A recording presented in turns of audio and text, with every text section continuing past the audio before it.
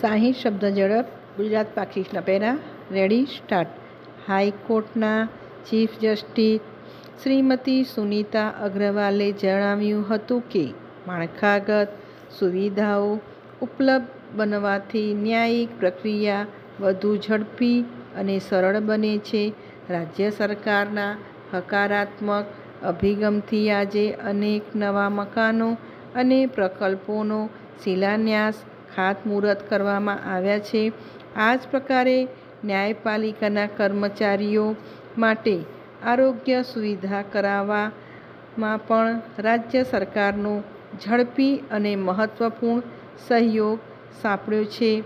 તેમણે ઉમેર્યું કે ફેમિલી કોર્ટની કાર્યવાહી માટે ડિજિટલ હિયરિંગ પ્લેટફોર્મ અને નેગોશિયેબલ ઇન્સ્ટ્રુમેન્ટ કેસ માટે ઈ-ફાઇલિંગની સુવિધા જેવા ટેકનોલોજીકલ ટ્રાન્સફોર્મેશન ન્યાયિક પ્રક્રિયા ઝડપી બનાવવામાં ઉપયોગી પુરવાર થશે.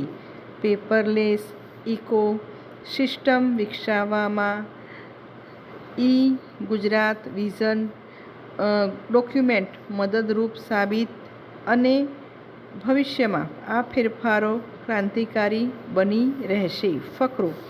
ગુજરાત હાઈકોર્ટના વિવિધ પ્રકલ્પોના લોકાર્પણ ખાતમુહૂર્ત પ્રસંગે ગુજરાત હાઈકોર્ટના જજ સર્વશ્રી જસ્ટિસ એ.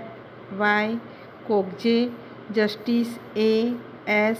સુપેહિયા, advocate general Shri Kamal Trivedi, Gujarat high court advocate એસોસિએશનના પ્રેસિડન્ટ શ્રી બ્રિજેશ ત્રિવેદી સહિત વિવિધ રાજ્યોની હાઈકોર્ટના પૂર્વ મુખ્ય ન્યાયમૂર્તિઓ, ગુજરાત હાઈકોર્ટના ન્યાયમૂર્તિઓ, અધિકારીઓ, પદાધિકારીઓ, કર્મચારીઓ તથા બાર કાઉન્સિલના સભ્યો બહોળી સંખ્યામાં ઉપસ્થિત રહ્યા હતા.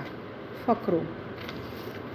વડોદરાને વિશ્વ કક્ષાના ઇન્ફ્રાસ્ટ્રક્ચર સાથેનું આયોજિત વિકાસનું મોડેલ બનાવવામાં આવશે.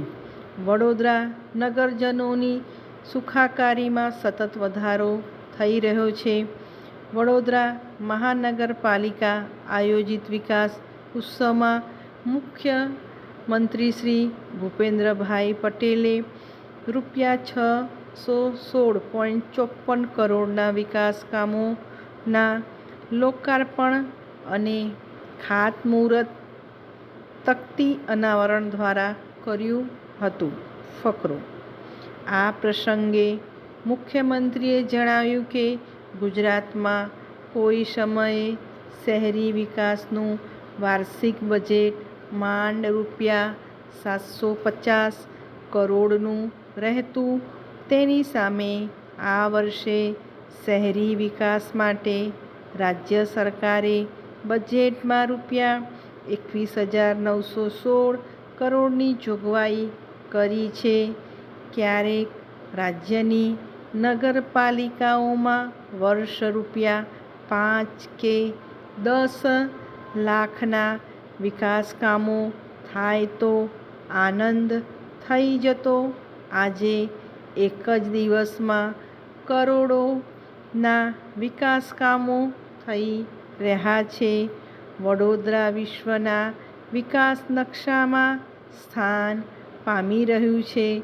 વડોદરા સહિત રાજ્યમાં 10 શહેરોના વાઇબ્રન્ટ વિકાસનું આયોજન કર્યું છે.